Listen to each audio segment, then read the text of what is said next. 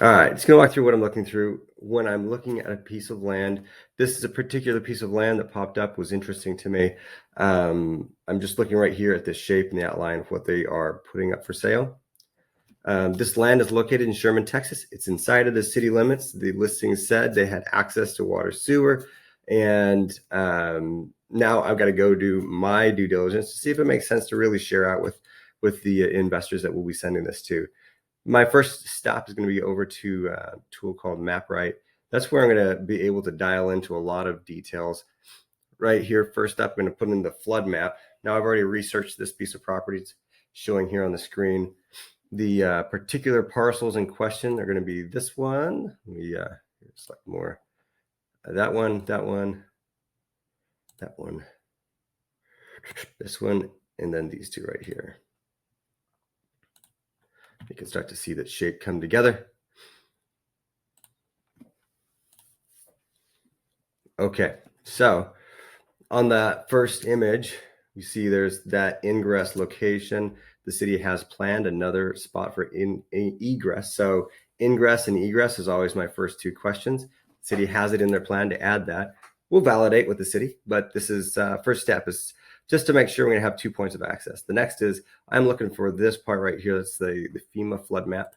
I went into my search tool just to find where that's located.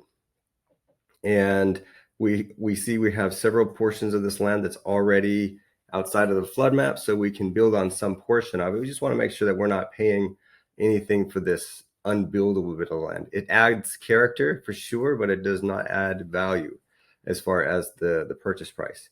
So after I confirm that there is some buildable land here, the next question is I need to validate, do we actually have access to that sewer, the water, and what is it going to take to get it onto the property? Because sometimes it's quite a bit of effort. So I went ahead and emailed the person over at the city. She shared with me this map, and it shows, again, we're looking at the same piece of property. Right here, we have a 24-inch pipe that's coming from out here in this location. Comes across the back side of the property. Then we have this 8-inch pipe coming to kind of circumnavigate the section, a little 4-inch pipe here, and a 6-inch pipe. Green right here, all this green, that is sewer. Sewer is one of the hardest things to find on a piece of property, so it's already on location with some additional runs of sewer. It won't take much to make sure that the entire property has sewer. The next question is water. Water is generally easier to find. As you can see coming along here on Lake Street, there is that 6-inch pipe along. This is first. There is a 12-inch pipe. So there's going to be a bit of a dig to bring the water in here, but not too terribly far, considering we already have that sewer on location that gives us a lot of ability to use this land. So some water can come this way, some water can come in here and be able to supply those utilities to this piece of property. Next question I'm going to have is, let me just double check on my topography. Let me slide this over here. I'm going to go back over. I want to look at the contour lines. What topography are we going to be seeing on this piece of property? Turn some things off here. Scrolling in. This floodplain you can see coming from that 670 feet down to 660. It's kind of a pretty steep drop off, but we're not building over there, so that's not a problem. We have a bit of a hill right here, that's 680 to 670. And then this is 690 to 680. Generally, it's a downhill slope, but right here in these buildable sections, that's going to be where most of the buildup is when we go to flatten the land and make it buildable.